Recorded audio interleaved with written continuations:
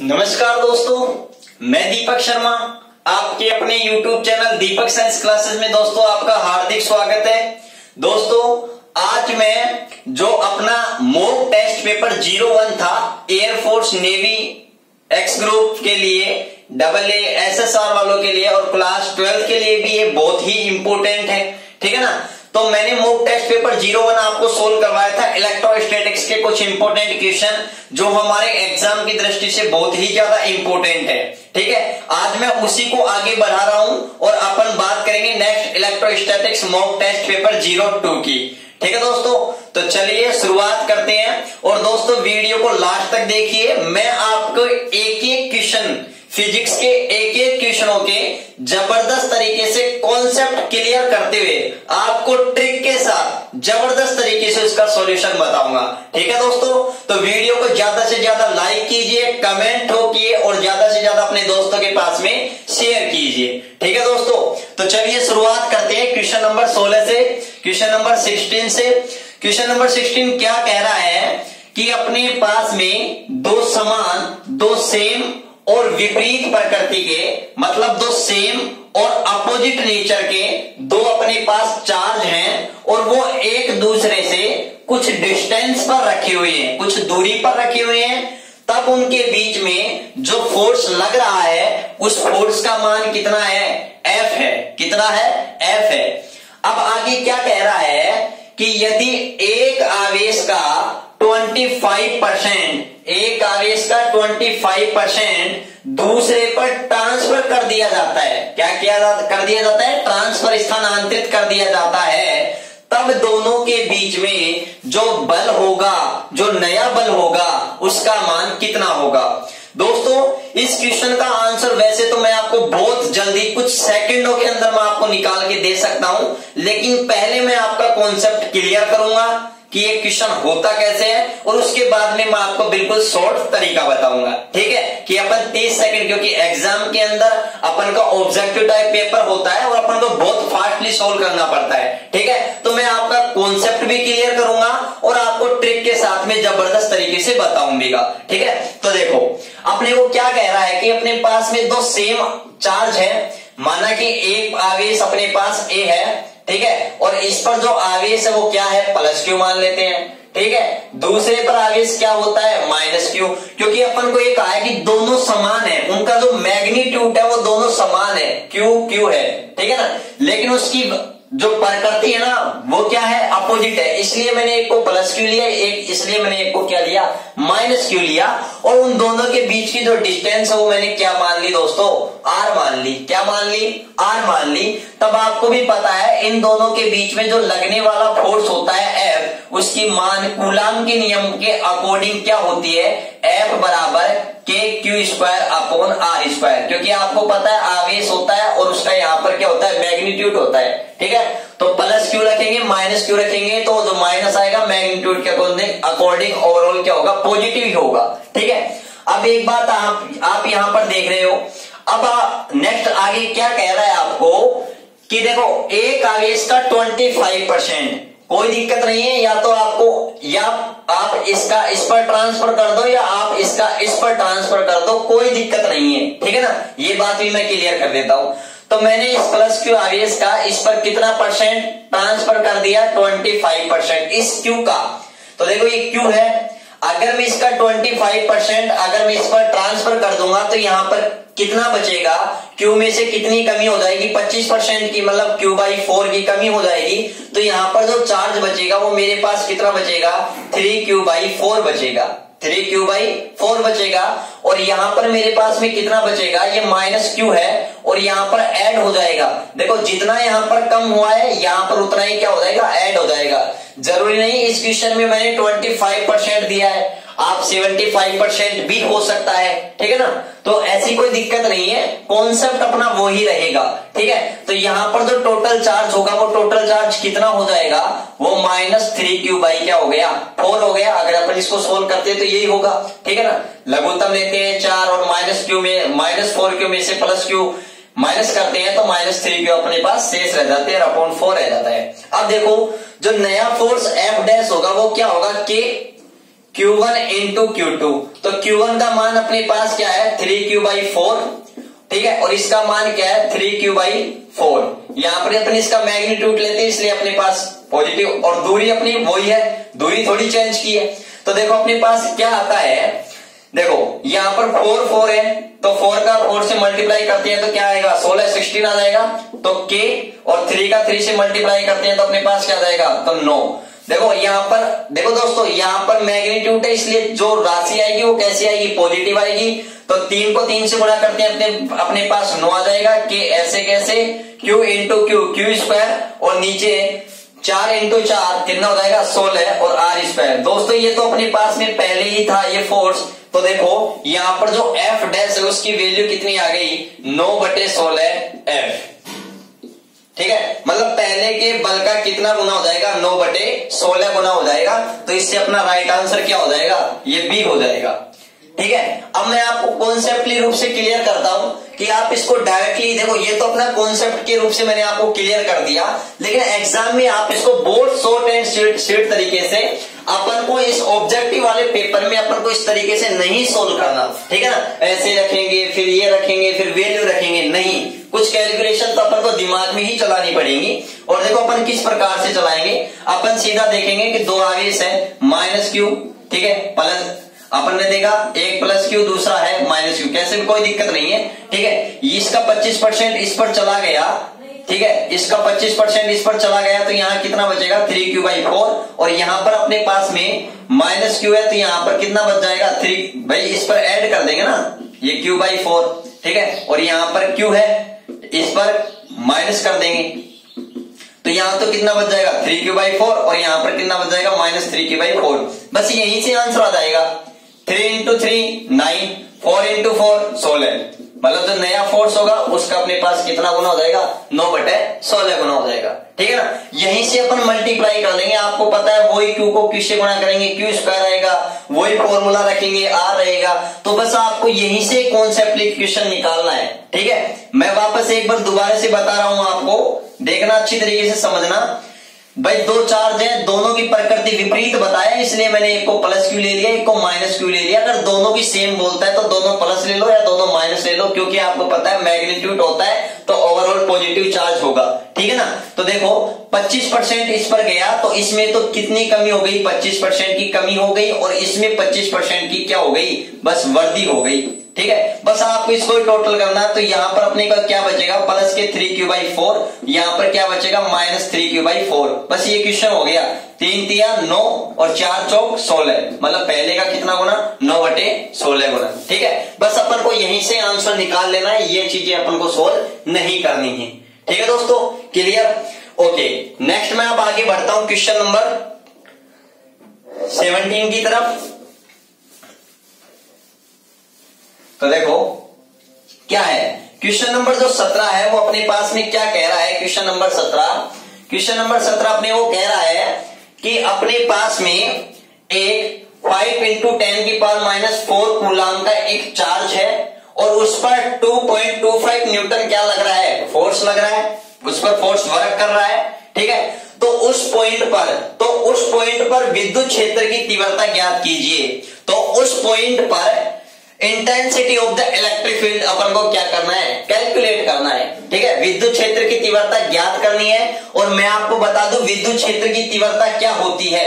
विद्युत क्षेत्र की तीव्रता एक सदिश राशि होती है, किसे कहते हैं एकांक क्षेत्रफल पर एकांक धनावेश पर लगने वाला जो बल होता है वही क्या कहलाता है विद्युत क्षेत्र की तीव्रता।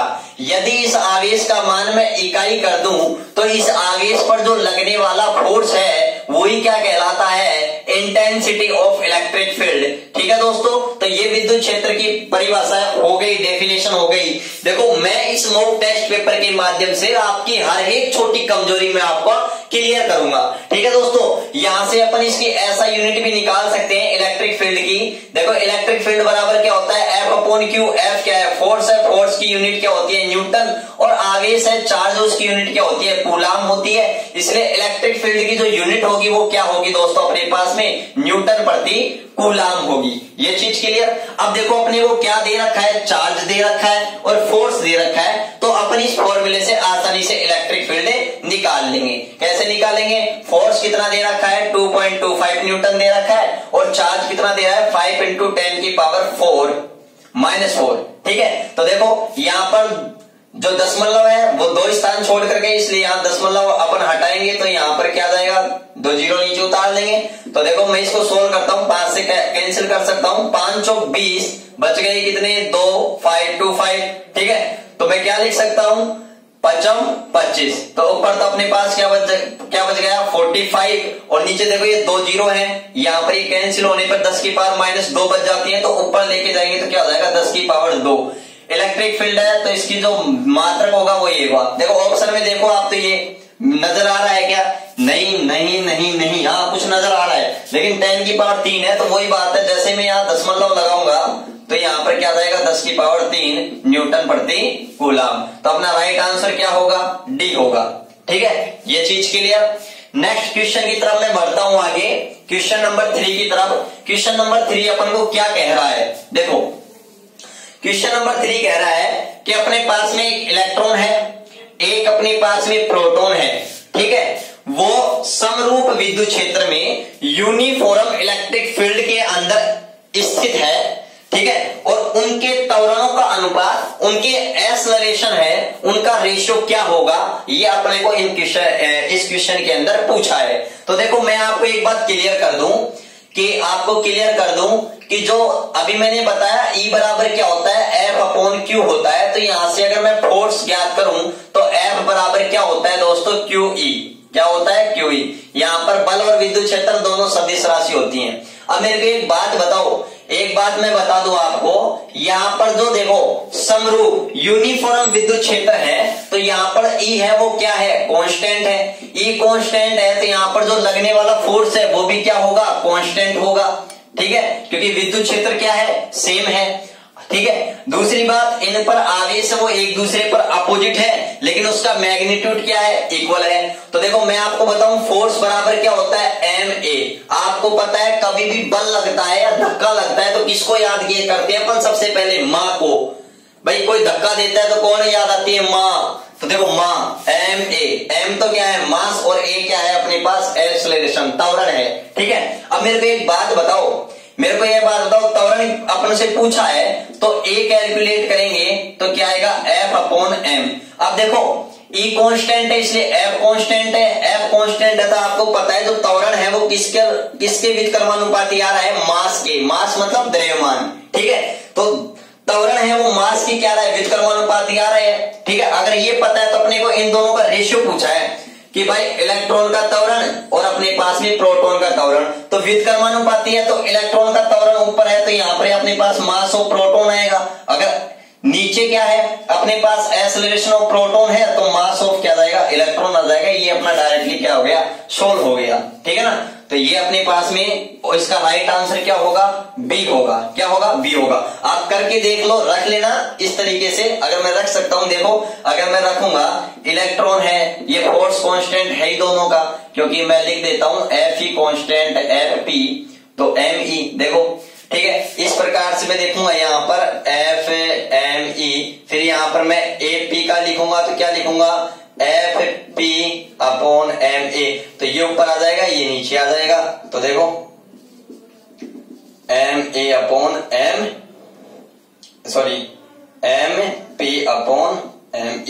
देखो ये आ रहा है अपने पास में। ठीक है ना, इस प्रकार से क्या हो गया? ये अपना क्वेश्चन क्लियर हो गया।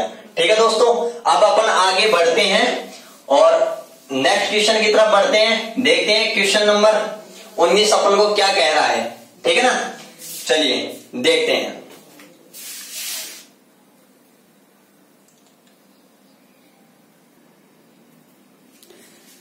तो देखो दोस्तों, अपन बात कर रहे हैं इस क्वेश्चन नंबर 19 की, कि क्वेश्चन नंबर 19 क्या है।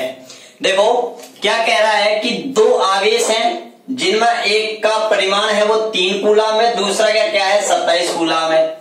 इन दोनों को 80 सेंटीमीटर की दूरी पर क्या किया जाता है? रखा जाता है। ठीक है, तो जो छोटा आवेश होता है, जो स्मॉल चार्ज होता है, स्मॉल चार्ज से उस बिंदु की, उस पॉइंट की डिस्टेंस को कैलकुलेट कीजिए जहां पर इंटेंसिटी ऑफ इलेक्ट्रिक फील्ड कितनी हो जाती है, 0 हो जाती है। कितनी हो जाती है, 0 हो जाती है। वो अपन को कैलकुलेट करना है। मतलब एक क्वेश्चन ये कह रहा है कि अपने पास में है ना दो चार्ज है, एक का 3 कूलम है मैग्नीट्यूड, दूसरा का क्या है 27 कूलम है। एक दूसरे से कितनी डिस्टेंस पर रखे हुए हैं, 80 सेंटीमीटर की दूरी पर रखे हुए हैं। ठीक है, तो इन दोनों के बीच में हमें उस पॉइंट को कैलकुलेट करना है, इस छोटे आवेश से उस पॉइंट की दूरी को कैलकुलेट करना है जिस पर इंटेंसिटी ऑफ इलेक्ट्रिक फील्ड क्या हो जाए, 0 हो जाए। तो मान लिया वो बिंदु P है और उस बिंदु P की इस 3x है, वो जो छोटा आवेश है 3 कूलम, उससे डिस्टेंस कितनी मान ली अपन ने, x मान ली। तो बड़े से कितनी होगी, तो बड़े आवेश से डिस्टेंस कितनी होगी, 80 माइनस x होगी। देखो दोस्तों, इसका जो लॉन्ग कट मेथड है वो तो बहुत बड़ा है, अपन यहाँ कंपटीशन में चल रहे हैं, तो इसका शॉर्ट देखो। वैसे आप चेक कर सकते हो, इसके द्वारा इस पर जो लगने वाला फोर्स है वो कैलकुलेट कर लो, इसके द्वारा इस पर लगने वाला फोर्स कैलकुलेट कर लो, और वहां अपन को इक्वल रख करके अपन क्या कर सकते हैं, सोल्व कर सकते हैं। ठीक है ना। तो देखो, मैं उस वे से नहीं कराऊंगा, आपको शॉर्ट एंड स्वीट ट्रिक से करवाऊंगा। और मैंने अपना जो मॉक टेस्ट पेपर, अगर मैं आपको बताऊं, जो मॉक टेस्ट पेपर 01 था, उसका जो क्वेश्चन नंबर शायद 5 था, उसको मैंने, वो क्वेश्चन भी ऐसा ही था, बस उसमें यहाँ पर P बिंदु था, उस पर F का मान 0 था और यहाँ पर E का मान क्या है, 0 है। ठीक है, तो इस क्वेश्चन को भी उसी तरीके से करना है, उसी ट्रिक से करना है। ठीक है, तो देखो, अगर दोनों चार्ज अगर पॉजिटिव हैं, अगर दोनों चार्जों की प्रकृति सेम है, तो अपन इनको सोल्व करने के लिए कौन सा ट्रिक काम में लेंगे, x बराबर root Q1 upon Q1 plus root Q2 into R। ये R क्या है, इन दोनों के बीच की डिस्टेंस है। ये Q है, ये छोटा, ये मैं कहूं छोटे परिमाण वाला चार्ज है, मतलब आवेश है यहां पर। ठीक है, तो आप देख सकते हो यहां पर, इसको मैं ऐसे भी लिख सकता हूं, अगर इस Q को मैं नीचे लेके आऊंगा तो ये भाग में आ जाएगा ऐसे। तो इसी फॉर्मूले को मैं इस प्रकार से भी लिख सकता हूं, क्या इस प्रकार से, ये R मल्टीप्लाई में ऊपर, ठीक है, इस Q का भाग इस Q1 में दूंगा, इस रूट Q1 का भाग Q1 में दूंगा, तो यहां तो आ जाएगा A। ठीक है, और प्लस, देखो दोनों सेम प्रकृति के हैं, तो प्लस, अगर दोनों की प्रकृति अगर अपोजिट है तो यहाँ पर कैसा चिन्ह लेंगे, माइनस का चिन्ह लेंगे। ठीक है ना, तो वो माइनस का, अगर याद रखना माइनस का जाए तो यहाँ पर माइनस का लेंगे, दोनों की प्रकृति सेम है तो अपन यहाँ पॉजिटिव ले लेंगे। ठीक है ना, वहां पर माइनस लेने के बाद मैग्नीट्यूड और कर देंगे। ठीक है ना, ये बात याद रखना। अब देखो, यहां पर क्या जाएगा, Q2 अपॉन Q1। ठीक है, तो इस फॉर्मूले को मैं इस प्रकार से भी लिख सकता हूं। अब आप देखो, यहां पर R की वैल्यू कितनी है, 80 है, यहां पर 1, Q2 का मान कितना है, 27। ठीक है, 27 है। ठीक है, Q1 की वैल्यू कितनी है, 3 है, यहां पर एक कैंसिल हो गया, कितने से, 3 से डिवाइड कर दिया इसको, तो अपने पास कितना आ गया, √9 का अपने पास कितना होता है, 3, और 3 + 1 कितना हो गया, 4 हो गया, और इससे कैंसिल कर दिया अपन ने, क्या है 20 क्या है, सेंटीमीटर, क्योंकि ये डिस्टेंस थी वो किसमें थी, सेंटीमीटर में थी, इसलिए यहाँ पर ये क्या जाएगा 20 सेंटीमीटर। और 20 सेंटीमीटर आप ऑप्शन में देखो, ऑप्शन में सेंटीमीटर में तो ये नहीं है, तो देखो इसको मीटर में कैलकुलेट करेंगे तो 1000 से 100 से भाग दे देंगे, डिवाइड कर देंगे इसको, तो अपने पास में क्या जाएगा 0.20 मीटर। तो देखो ये अपने पास में आंसर मिल रहा होगा बी ऑप्शन, तो ये अपना बी ऑप्शन क्या होगा, राइट आंसर होगा। इस ट्रिक को आप बिल्कुल अच्छे से याद रखना। ठीक है ना, मैंने इसमें इसलिए नहीं रखा क्योंकि काफी बार ऐसे यहाँ पर चार्ज का मान दे देता है जिनका पूर्ण रूप से वर्ग नहीं हो पाता है, तो उस सिचुएशन में इस टाइप से हो जाता है आसानी से, इसलिए मैंने ये फॉर्मूले को यूज किया, इसको ही मैंने इसमें बदल लिया। ठीक है ना, तो ये बात आप याद रखना। ठीक है, नेक्स्ट क्वेश्चन की मैं बात करता हूं। क्वेश्चन नंबर 20 क्या है, क्वेश्चन नंबर 20 ये कह रहा है कि वैद्युत क्षेत्र की तीव्रता की SI मात्रक क्या है, SI unit of intensity of electric field क्या है। ठीक है, तो दोस्तों अगर मैंने पहले भी बता दिया था, विद्युत क्षेत्र की तीव्रता क्या होती है, E वेक्टर बराबर F वेक्टर अपॉन Q, एकांक धनावेश पर लगने वाला बल ही क्या कहलाता है, विद्युत क्षेत्र की तीव्रता। तो फोर्स है, फोर्स की इकाई न्यूटन होती है, चार्ज उसकी इकाई क्या होती है, कूलाम होती है, और ये अपने पास में विद्युत क्षेत्र की SI यूनिट क्या आ गई, न्यूटन प्रति कूलाम। ये अपने पास इसकी क्या आ गई, SI यूनिट आ गई, SI यूनिट। ठीक है, तो राइट आंसर क्या होगा, बी होगा, इसमें भी न्यूटन प्रति कूलाम होगा। ये बात याद रखना, इसका भी बी होगा और इसका भी बी होगा। नेक्स्ट क्वेश्चन की ओर बढ़ते हैं अपन। क्वेश्चन क्या है 21 कि जो डाइपोल है, विद्युत द्विध्रुव आघूर्ण है अपने पास में, एक द्विध्रुव आघूर्ण है, उसकी दिशा होती है। तो दोस्तों मैं पहले आपको बता दूं, क्लियर कर दूं, जो मेरे पास जो द्विध्रुव आघूर्ण होता है, द्विध्रुव आघूर्ण, जिसको अपन किससे इंडिकेट करते हैं, पी वेक्टर से, क्योंकि ये कैसी राशि है दोस्तों, सदिश राशि है। कैसी राशि है, सदिश राशि है। और पी वेक्टर बराबर क्या होता है, Q into 2a, Q into 2a। मतलब विद्युत द्विध्रुव आघूर्ण ये होता है किसी भी एक आवेश का परिमाण और उन दोनों आवेशों के बीच की जो दूरी होती है, उन दोनों का जो गुणनफल होता है वो विद्युत द्विध्रुव आघूर्ण के क्या होता है, बराबर होता है। तो दोस्तों मैं अगर इसकी यूनिट की बात करूं तो आवेश की यूनिट कूलाम होगी और दोनों के बीच की डिस्टेंस कितनी, ऐसा यूनिट, दूरी का ऐसा ही मात्रक क्या होता है, मीटर होता है। तो दोस्तों ये भी याद रखना, जो विद्युत द्विध्रुव आघूर्ण है उसकी जो SI जो यूनिट होती है, SI जो यूनिट होती है वो क्या होती है, कूलाम इंटू मीटर होती है। ठीक है ना। और अगर मैं एक और बात करूं इसके बारे में, तो दोस्तों इसकी जो डायरेक्शन होती है, इसकी जो दिशा होती है वो बहुत इंपॉर्टेंट है, इसीलिए मैंने इक्वेशन दिया है। इसकी दिशा नेगेटिव चार्ज से कैसी किधर होती है, पॉजिटिव चार्ज की तरफ होती है। नेगेटिव चार्ज से पॉजिटिव चार्ज के मतलब इसका मतलब मैं कह सकता हूं -Q आवेश से +Q आवेश की ओर होती है। तो देखो ये ऑप्शन अपने को मिल रहा है, ऑप्शन नंबर ए। ठीक है, तो ये बात याद रखना है, ये एक स्केलर क्वांटिटीज है, इसकी SI unit coulomb into meter होती है, इसकी जो डायरेक्शन होती है वो -Q आवेश से +Q आवेश की ओर होती है। और दोस्तों एक और बात बता दूं मैं आपको इसके बारे में, बहुत अच्छी बात, तो इसका जो एक मात्रक होता है ना वो डिबाई भी होता है, और एक डिबाई बराबर 3.3 इंटू 10⁻³ कूलाम इंटू मीटर होता है। दोस्तों ये बात भी आप अच्छी तरीके से याद रखना, ठीक है, क्योंकि इसकी एक यूनिट क्या होती है, डिबाई भी होती है। दोस्तों मेरा उद्देश्य है ये है कि आपकी न्यूमेरिकल क्वेश्चन अच्छी तरीके से क्लियर होने चाहिए, शॉर्ट एंड स्वीट तरीके से, और साथ साथ अगर कोई थ्योरी वाला क्वेश्चन आता है तो उसकी थ्योरी भी हमारी बहुत अच्छी तरीके से क्लियर होनी चाहिए। ठीक है दोस्तों, तो बढ़ते हैं अब अपन नेक्स्ट क्वेश्चन की ओर। ठीक है, तो देखो दोस्तों नेक्स्ट क्वेश्चन अपना क्या है, क्वेश्चन नंबर 22। अगर मैं क्वेश्चन नंबर 22 की बात करूं तो क्वेश्चन नंबर 22 क्या कह रहा है कि जो कूलाम लॉ है, कूलाम का जो नियम है वो किस प्रकार के चार्ज पर क्या होता है, लागू होता है, या किस प्रकार के चार्ज के लिए फॉलो होता है। ठीक है दोस्तों, तो मैं आपको ये बात क्लियर कर दूं, ये एक फैक्ट है, याद रखना, जो कूलाम का नियम है, कूलाम का नियम केवल स्थिर बिंदुवत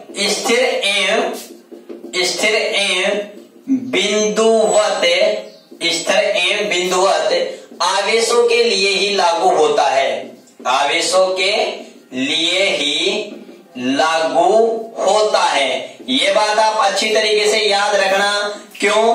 क्योंकि अगर कोई आवेश स्थिर है तो स्थिर आवेश के चारों ओर, अगर ये आवेश कैसा है, स्थिर है, तो स्थिर आवेश के चारों ओर कैसा क्षेत्र उत्पन्न होता है, विद्युत क्षेत्र उत्पन्न होता है। कैसा क्षेत्र उत्पन्न होता है, विद्युत क्षेत्र उत्पन्न होता है। और अगर ये आवेश गति करता है, अगर कोई गतिशील आवेश है तो याद रखना, गतिशील आवेश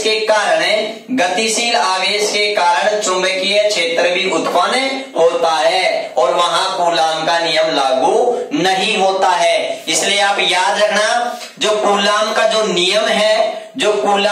नियम है वो केवल और केवल स्थिर एवं बिंदुवत आवेशों के लिए ही क्या होता है, लागू होता है। गतिशील आवेशों के लिए लागू नहीं होता है। ठीक है, तो इसका राइट आंसर क्या होगा दोस्तों? ए होगा। क्या होगा? ए होगा।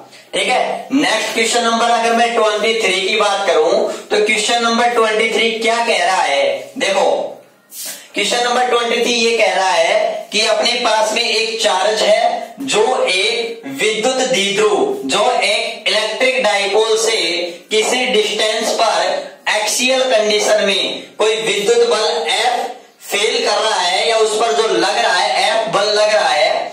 अब यदि दोनों आवेशों के बीच की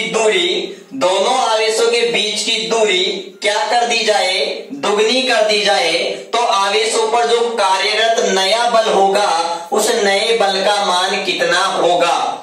तो दोस्तों ये बात पहले मैं आपको क्लियर कर दूं। देखो एक्सिस पर, अगर मैं अक्ष पर विद्युत क्षेत्र की तीव्रता की बात करूं तो अक्ष पर विद्युत क्षेत्र की तीव्रता कितनी होती है?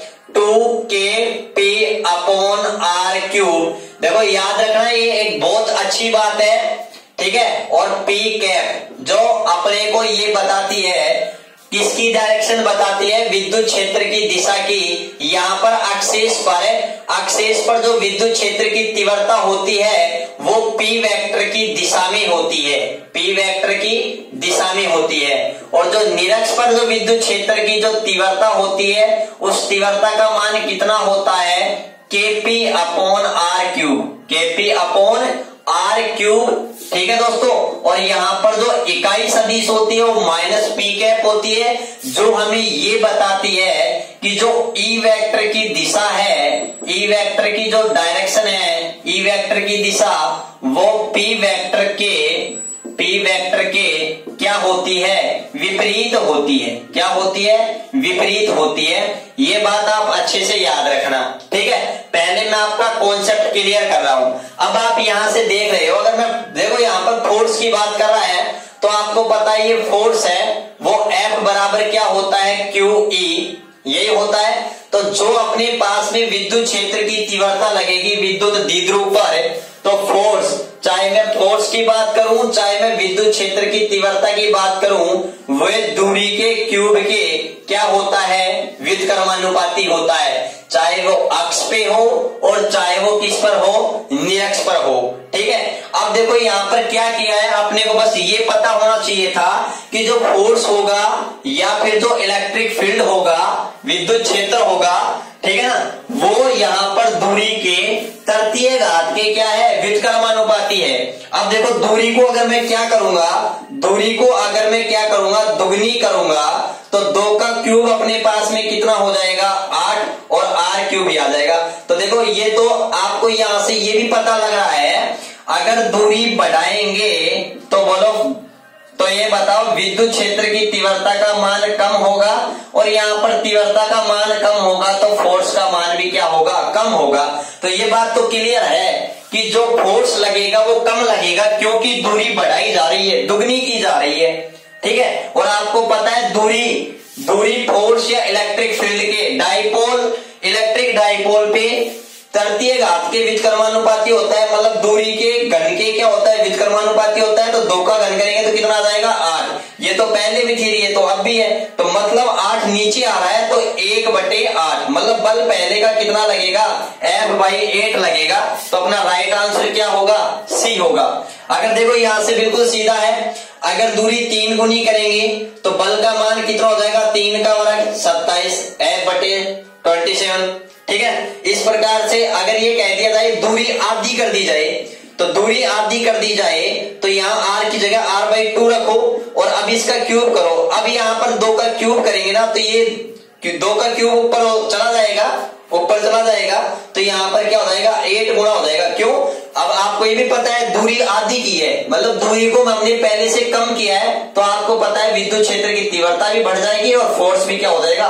बढ़ जाएगा। ठीक है ना, तो ये बात भी आप क्लियर रखना। इस प्रकार से अपन ये ऑब्जेक्टिव टाइप क्वेश्चन आसानी से सोल्व कर सकते हैं, बिल्कुल कॉन्सेप्ट के साथ में। ठीक है, अब अपन नेक्स्ट क्वेश्चन की ओर बढ़ते हैं। तो दोस्तों देखते हैं नेक्स्ट क्वेश्चन की तरफ। क्वेश्चन नंबर 24 क्या कह रहा है? क्वेश्चन नंबर 24 कह रहा है कि एक HCl का मॉलिक्यूल है, जिसके डाइपोल मोमेंट का मान है, डाइपोल मोमेंट का मान है वो कितना है 3.4 इंटू 10 की power minus 30 coulomb into meter, coulomb into meter. तो उसके जो आयन हैं, आयन्स हैं, तो उसके मध्य की, उनके बिटवीन की जो डिस्टेंस है वो कितनी होगी, मतलब आयनों के बीच की दूरी कितनी होगी।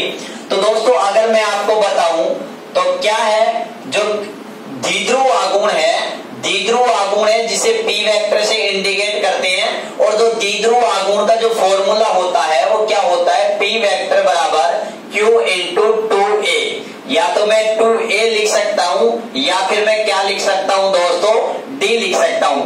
दोस्तों यहाँ पर D क्या है, यहाँ पर D क्या है, दोनों आवेशों के बीच की दूरी, दोनों आवेशों के बीच की दूरी, ठीक है। चाहे तो मैं D से लिख दूं या 2a से लिख दूं, distance in between two charge, ठीक है ना, ये बात याद रखना। और यहाँ पर ये Q है, ये Q है क्या है, किसी भी एक आवेश का परिमाण, परिमाण मतलब magnitude of any one charge, ठीक है। क्योंकि अगर मैं द्विध्रुव आघूर्ण की मैं बात करूं तो पहले मैं द्विध्रुव की बात करूं तो द्विध्रुव के अंदर प्रकृति में दो अपोजिट चार्ज होते हैं, उनकी अति निकट व्यवस्था क्या कहलाती है, द्विध्रुव कहलाती है, विद्युत द्विध्रुव कहलाती है, ठीक है ना। तो उनपे जो चार्ज होते हैं उनकी प्रकृति अलग होती है, एक की प्लस तो दूसरी की माइनस होती है, ठीक है ना। अब देखो यहाँ पर अगर मैं बात करूं, अपने को HCl मॉलिक्यूल दे रखा है, तो HCl मॉलिक्यूल का जो वियोजन होता है तो यहाँ पर H पॉजिटिव होता है, Cl नेगेटिव होता है। तो इस H पॉजिटिव पर जो आयन होगा वो चार्ज होगा वो कितना होगा, प्लस का 1.6 इंटू 10 की पावर माइनस 19 कूलम, और यहाँ पर जो चार्ज होगा इलेक्ट्रॉन के कारण वो कितना होगा, माइनस 1.6 इंटू 10 की पावर माइनस 19 कूलम, ठीक है। चाहे मैं ये वैल्यू लूं चाहे मैं ये वैल्यू लूं, क्योंकि यहाँ पर क्या होता है, मैग्नीट्यूड होता है, मैग्नीट्यूड होने के कारण जो पॉजिटिव चार्ज लूं या नेगेटिव चार्ज लूं तो हमारे पास में पॉजिटिव वैल्यू आएगी, ठीक है ना, ये बात याद रखना। अब देखो अपने को क्या दे रखा है क्वेश्चन में, द्विध्रुव आघूर्ण की वैल्यू अपन को दे रखी है, कितनी दे रखी है 3.4 इंटू 10 की पावर माइनस 30, ठीक है। Q अपने पास Q का वैल्यू रख लेते हैं 1.6 इंटू 10 की पावर माइनस 19 कूलम, और यहाँ पर अपन को D की वैल्यू कैलकुलेट करनी है। तो देखो ये मल्टीप्लाई में जैसे ये इधर जाएगी, D की वैल्यू याद करनी है तो इसको अपन किस में दे देंगे, भाग दे देंगे। तो अपन भाग देंगे इसका, तो 1.6 इंटू 10 की पावर माइनस 19 कूलम, ठीक है ना। अब देखो यहाँ पर अपन D याद कर रहे हैं, क्या याद कर रहे हैं, D।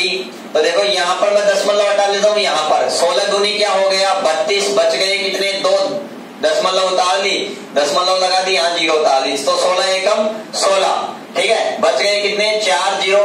तो आगे बात करें 16 दूनी 32, तो देखो यहाँ से अपने को यहाँ से ही आंसर देख लेना है एक बार। तो ये भी ऑप्शन नहीं है, 2.12 है, ये भी नहीं है, ये भी नहीं है, तो देखो यहाँ से मिल गया, चाहे अपन आगे चेक करें या नहीं करें, क्योंकि अपने पास एक ही ऑप्शन है जिसमें 2.12, ठीक है ना। ऐसा थोड़ा सा हमें स्मार्ट बनना पड़ेगा, ठीक है ना, ऑब्जेक्टिव टाइप को सोल्व करने के लिए। अगर आप आगे देखते तो 10 की पावर माइनस 19 है, तो ऊपर जाएगी तो किसकी बन जाएगी दोस्तों, ये प्लस की बन जाएगी, ठीक है। और प्लस की बन जाएगी तो 10 की पावर माइनस 11 जो आएगा वो किस में आएगा, मीटर में आएगा, और जो अपना कौन सा ऑप्शन है, बी ऑप्शन है, यही राइट होगा, ठीक है ना। ये बात याद रखना, क्योंकि यहाँ पर मीटर में दे रखा है इसलिए यहाँ पर भी क्या होगा, मीटर में होगा। तो अपना जो राइट आंसर होगा वो कौन सा होगा दोस्तों, बी होगा, कौन सा होगा, बी, ठीक है। उसके बाद में मैं बात करता हूँ नेक्स्ट क्वेश्चन की। नेक्स्ट क्वेश्चन है क्या, कौन सा है, 25 है। देखो 25 क्वेश्चन क्या कह रहा है, एक मेरे पास में इलेक्ट्रिक डाइपोल है, उसके दोनों आवेशों की मिलाने वाली जो रेखा होती है, रेखा के अनुदिश मध्य बिंदु से r दूरी पर विद्युत क्षेत्र की तीव्रता क्या है, E वेक्टर है। वही बात है, मेरे पास में क्या है, एक विद्युत द्विध्रुव है, तो एक प्लस क्यू आवेश है और दूसरा क्या है, माइनस क्यू आवेश है। ये व्यवस्था ही क्या कहलाती है, विद्युत द्विध्रुव कहलाती है। इन दोनों के बीच की डिस्टेंस कितनी है, r है, ठीक है। अब इन दोनों के इन दोनों को जो मिलाने वाली रेखा है, इस रेखा को दोस्तों क्या कहते हैं? अक्ष कहते हैं। क्या कहते हैं? अक्ष कहते हैं। ठीक है ना। अब इस अक्ष पर ही कोई बिंदु है, ठीक है, इस अक्ष पर किसी बिंदु या फिर मैं किसी भी चार मिलाने वाली अनुदिश बिंदु से r दूरी पर, या फिर मैं कहूं यहाँ पर किसी कोई भी आवेश है इससे r दूरी पर, ठीक है ना, या फिर इसके मध्य बिंदु से मैं ले लेता हूं यहाँ पर r दूरी पर, ठीक है, कोई बिंदु P है और इस पर विद्युत क्षेत्र की तीव्रता कितनी है? E वेक्टर है।